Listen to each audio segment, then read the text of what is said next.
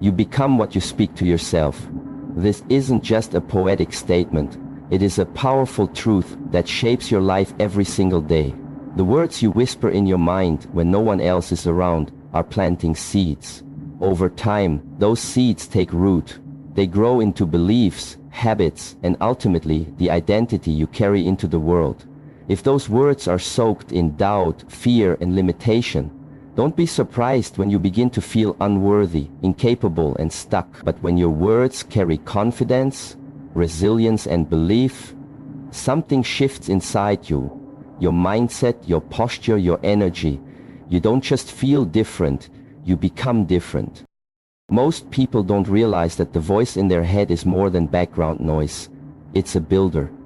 And it builds silently, consistently, and without your conscious permission. That voice is crafting the lens through which you see yourself and the world. Tell yourself you're not good enough, often enough, and eventually you'll stop trying. You'll lower your expectations. You'll settle for less. You'll avoid challenges, not because you aren't capable, but because your inner dialogue convinces you that you aren't. The tragedy is that most people aren't limited by their abilities. They're limited by their language. Think about how you speak to yourself when you fail, when things don't go your way, when someone criticizes you. Are your words filled with self-compassion, reminding you that growth takes time? Or do you call yourself names, shame yourself, and replay every mistake like a broken record? That internal conversation doesn't stay internal for long. It leaks into your behavior. It affects how you treat others, how you chase goals, how you react under pressure. It shapes your emotional stamina and your mental resilience. Your self-talk becomes your emotional diet. Just like you can't eat junk food every day and expect a healthy body, you can't feed your mind negativity and expect a confident, peaceful life. When you repeatedly speak fear into your future, you invite hesitation. When you constantly remind yourself of your flaws, you forget your strengths. But when you speak strength into your struggle, you create endurance. When you speak possibility into your process, you become unstoppable. Words are not just sounds, they are vibrations that affect your nervous system. Speak belief long enough and your brain begins to rewire itself. The science backs this up. Positive affirmations, visualizations, and powerful self-dialogue stimulate the brain to create new empowering neural pathways, and over time those pathways become the default setting. This isn't about lying to yourself. It's about choosing a perspective that fuels you. It's about becoming the loudest voice of encouragement in your own life. Because if you wait for someone else to tell you you're worthy, you might wait forever. But if you say it to yourself daily, I am enough, I can grow, I am capable, you begin to embody it, slowly, surely, deeply. You become what you speak to yourself. So choose your words with the same care you'd use to build a masterpiece. Because your life is one. Words are mental programming.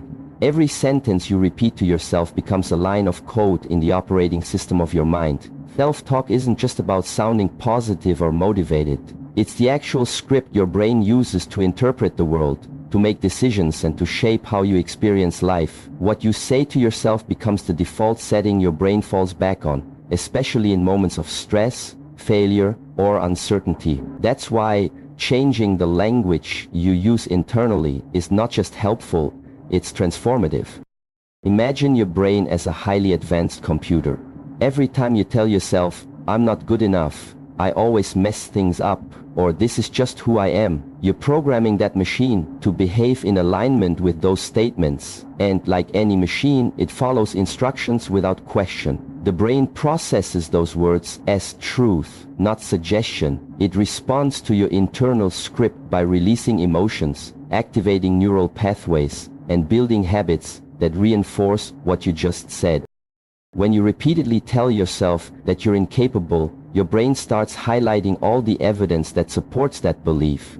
It will bring up memories of past failures, minimize your accomplishments, and generate fear around taking new risks. The same works in the opposite direction. Speak words of power. I'm growing. I can handle this. I've overcome worse before. and the brain reorients itself. It looks for proof that you are indeed resilient, smart, and capable. You begin to rewire your neural pathways, replacing fear-based reactions with confident responses. This is not about blind positivity, it's about consciously taking control of your programming. Most of your negative self-talk wasn't written by you. It was installed over time by parents, teachers, society, and painful experiences. But just because that code was written without your permission, doesn't mean you can't rewrite it now. Every time you challenge a limiting belief, every time you replace self-doubt with self-encouragement, you take a chisel to the old code and begin crafting a new one. Your self-talk determines how you interpret reality. Two people can face the same challenge. One says, "This is impossible," and feels defeated before they begin. The other says, "This is tough, but I'll figure it out," and starts searching for solutions. The challenge hasn't changed, the programming has. One mind is trained to shut down, the other is trained to adapt. The greatest breakthroughs in life often begin with a new sentence spoken to yourself, a new phrase, a new instruction.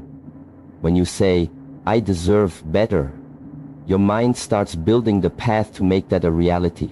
When you say, "I will not be defined by my past," your mind begins to open up new possibilities. You're not just changing your language, you're changing your life direction. Reprogramming your self-talk takes daily intention.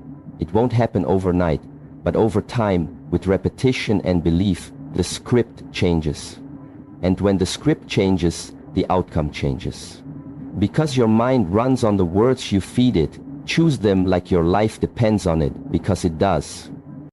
Silence the inner critic, and you free yourself from the greatest form of self-sabotage. Most people believe their biggest challenges come from the outside, difficult circumstances, lack of support, or tough competition. But the real battle is internal. The harshest voice you'll ever hear is the one inside your own head. It's the voice that tells you you're not enough, that you always mess things up, that no matter how hard you try, you'll never measure up. That voice is relentless, subtle, and often disguised as realism or tough love. But the truth is, it's the loudest thief of your potential. This inner critic doesn't wait for others to bring you down. It does the job before they even try. It plants seeds of doubt, questions your every move, and magnifies every mistake. And it's always watching, always ready to whisper that you don't belong, that you're not talented enough, not smart enough, not worthy of more. Over time, this voice becomes so familiar that you start to believe it's part of you. But it's not. It's an echo of old fears, past experiences, and absorbed negativity. And the moment you begin to recognize that this voice is not the truth, but just a pattern, is the moment you begin to take your power back. Silencing your inner critic doesn't mean you ignore reality or pretend you have no flaws. It means you stop letting fear and shame drive your decisions. It means you choose to speak to yourself with the same compassion you'd show to someone you love. Because here's the reality. No one ever grew stronger by being constantly torn down. Growth happens when you feel safe enough to try, to fail, and to try again. And that safety begins inside your own mind. Think about how much of your energy is wasted battling the voice that says you're not good enough. That energy could be used to create, to build, to lead, to love. But when you're too busy criticizing yourself, you rob yourself of the fuel needed to rise. You hesitate, you procrastinate, you give up before the world even gets to see what you're capable of. But the moment you quiet that voice, even just a little, you begin to hear something else. Your true self, the version of you that knows you're capable, that remembers your progress, that sees your worth even when things go wrong. Silencing the inner critic is not a one-time act. It's a daily practice. It's recognizing when the voice starts to speak, questioning its truth, and choosing a better one. It's replacing "I always fail" with "I'm still learning." It's trading "I'll never be enough" for "I'm growing every day." Slowly but surely, the inner critic loses its grip. It gets quieter, and in that silence, your confidence starts to rise. You cannot live a bold, powerful life while constantly beating yourself down. To unlock your full potential, you must become your greatest ally, not your worst enemy. Silence the inner critic and you'll hear a new voice. One that encourages, believes, and pushes you forward. That voice, that's your true power. Confidence begins in solitude. It's not built on applause, recognition, or the validation of others. It's built in the quiet moments when no one is watching, when there are no eyes to impress and no expectations to meet. Just you, alone with your thoughts. That's where the foundation of real confidence is laid. It doesn't start on the stage, in the spotlight, or at the peak of success. It starts in your bedroom at 6 a.m., when you choose to show up anyway. It starts during those silent battles with doubt, when you decide to keep going even though no one is clapping. Because before anyone else can believe in you, your voice must. The truth is, most people are looking outward to feel worthy. They wait for the approval, the compliment, the applause. But external validation is temporary. It fades. It changes. Sometimes it never comes at all. If your confidence is built on someone else's opinion, then your self-worth is at the mercy of things you cannot control. But when confidence comes from within, from that inner voice that whispers, "You've got this," when everything feels like it's falling apart, that's unshakable. That's real power. When you're alone, you face your true self. You hear the doubts louder, but you also have the chance to answer them with strength. Solitude gives you space to be honest. It strips away the performance, the masks, and the need to impress. In that space, you can ask yourself the hard questions. Do I believe I'm capable? Do I trust my own decisions? Do I believe I deserve the life I dream of? These questions aren't answered in public. They're answered in the silence of your own thought. And every time you respond with belief, even a whisper of it, you plant a seed of confidence that grows over time. Confidence isn't loud. It doesn't always look like someone standing tall and fearless in front of a crowd. Often it's quiet. It's the decision to try again after failure. It's the courage to say no to what doesn't align.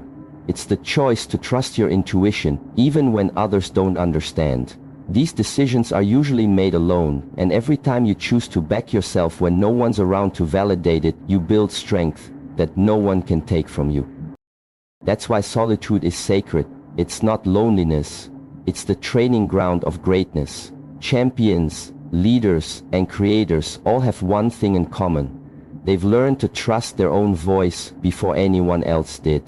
They did the work in silence. They lifted themselves up when no one else noticed. They practiced belief in private so they could walk in confidence publicly. You don't need the world to believe in you before you begin. You just need to believe in yourself when no one is watching. That's where confidence is born, in solitude. And once it's rooted there, it becomes the kind of confidence that carries you through anything. Energy follows language. The words you speak to yourself don't just sit quietly in your mind. They move you. They either lift you or weigh you down. Negative self-talk doesn't